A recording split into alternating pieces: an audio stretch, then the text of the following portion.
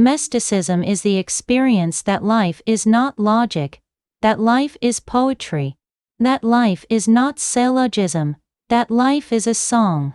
Mysticism is the declaration that life can never really be known. It is essentially unknowable. Science divides existence into two categories: the known and the unknown. The known was unknown one day, it has become known. The unknown is unknown today, tomorrow, or the day after tomorrow. It will also become known. Science believes that sooner or later, a point of understanding will arrive when there will be only one category: the known. All will have been known. The unknown is slowly being reduced to the known. Mysticism is the declaration that life consists of three categories: one, the known; another, the unknown; and the third, and the most important, is the unknowable, which has not been known and which will never be known. And that is the essential core of it all. That unknowable can be experienced but not known. It cannot be reduced to knowledge, although your heart can sing its song. You can dance it, you can live it, you can be full and overflowing with it, you can be possessed by it, but you will not be able to know it. It is like when a river disappears into the ocean. Do you think the river comes to know the ocean? It becomes the ocean, but there is no knowing. In fact, when you become one with something, how can you know it? Knowledge requires division. Knowledge is basically schizophrenic. The object has to be separate from the subject. The knower has to keep a distance from the unknown. If the distance disappears, there will be no knowledge possible. And that's what happens in mysticism. The seeker becomes one with the sought. The lover dissolves into the ocean. There is no knowledge. In such unity, knowledge is not possible. In such unity there is only experience, and experience. Not of something outside you, but something inside you. It is experiencing rather than experience. The word mysticism comes from a Greek word, mysterion, which means secret ceremony. The people who have touched the unknowable gather together to share. The sharing is not verbal, it cannot be verbal. The sharing is of their being, they pour their being into each other. They dance together, they sing together. They look into each other's eyes, or they simply sit silently together. That's what was being done with Buddha, with Krishna, with Jesus, in different ways. The lovers of Krishna were dancing with him. That was a mysterion, a secret ceremony. If you look from the outside at what is happening, you will not be able to know what is really the case. Unless you become a participant, unless you dance with Krishna, you will not know what is being shared, because that which is being shared is invisible. It is not a commodity, it cannot be transferred from one hand to another. You will not see anything happening like that. It is not objective.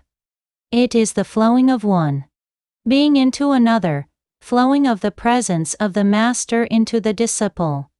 These kinds of secret ceremonies in India have been called Ras. In the tradition of Krishna, they are called Ras. Ras means dancing with the master, so that your energy is flowing. And the master's energy is flowing. And only flowing energies can have a meeting. Stagnant pools cannot meet, only rivers can meet. It is only through movement that meeting is possible. But the same was happening with Buddha too, with no visible dance. Buddha was sitting silently, his disciples were sitting silently. It was called satsang, being with truth. Buddha has become enlightened, he is a light unto himself. Others who are not yet lit, whose candles are yet unlit, sit in close proximity, in intimacy, in deep love and gratitude. come closer and closer to Buddha in their silence, in their love. Slowly, slowly a moment comes, the space between the master and the disciple disappears. And the jump of the flame from the master to the disciple. The disciple is ready to receive it. The disciple is nothing but a welcome.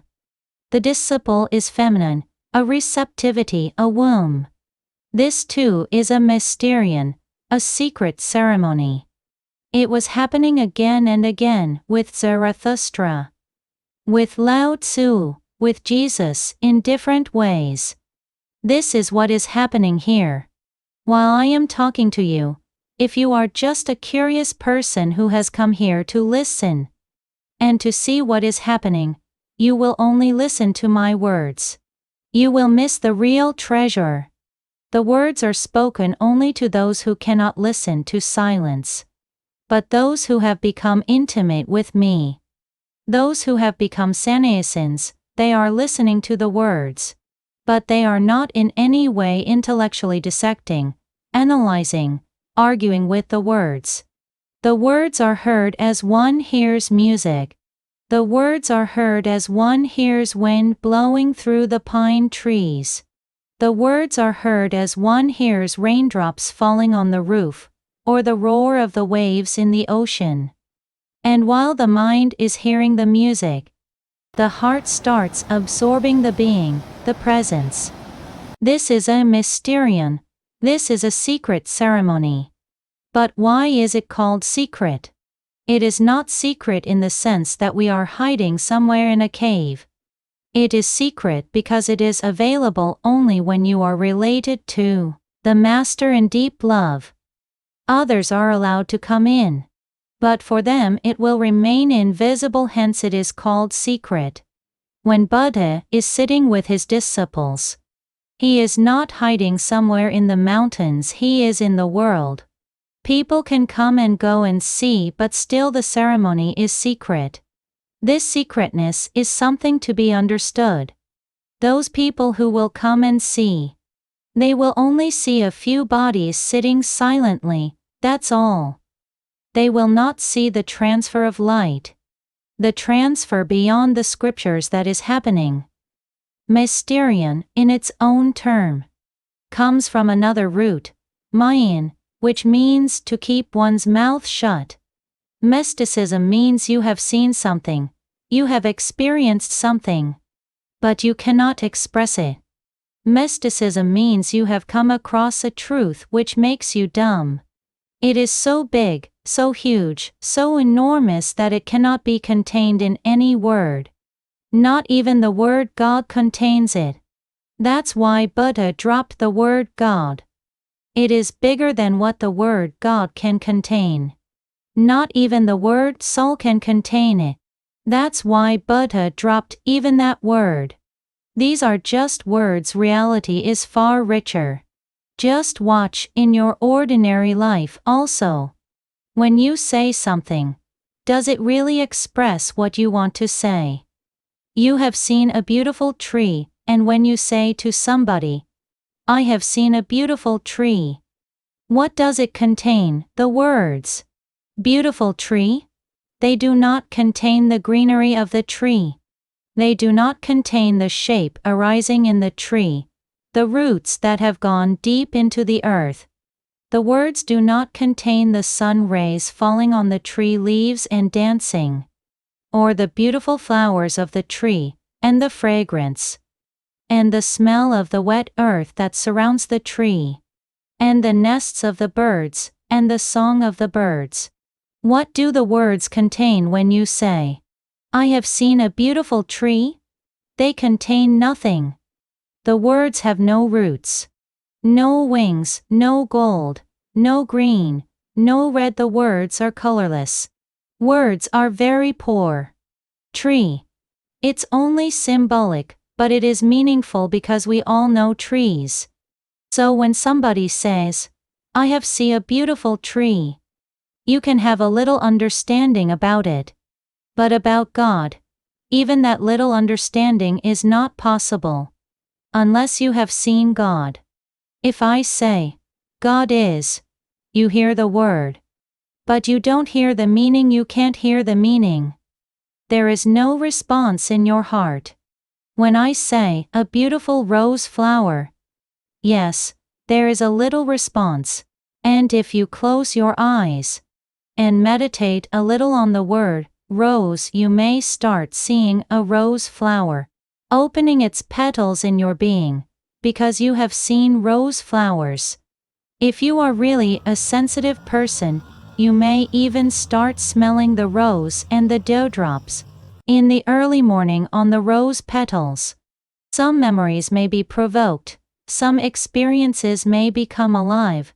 You may start reminiscing. But it is because you have known a rose. What about the person who has never known a rose? Then, just the word rose will not stir any feeling in him, and will not bring any pictures. The word will be heard, but will not be listened to. There will be no meaning behind it. That is the case when the word God is used. That is the case when the word prayer is used.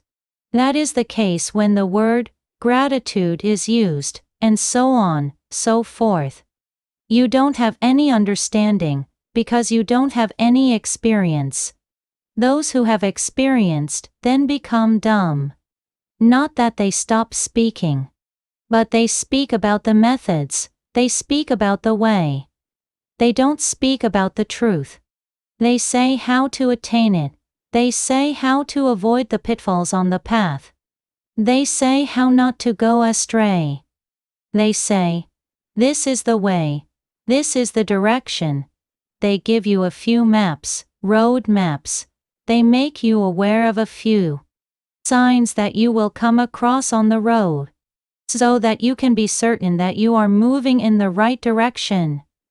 That's all they can do, but about the truth, or God, they can't say a single word. So that meaning is also beautiful. Mayan means to keep one's mouth shut.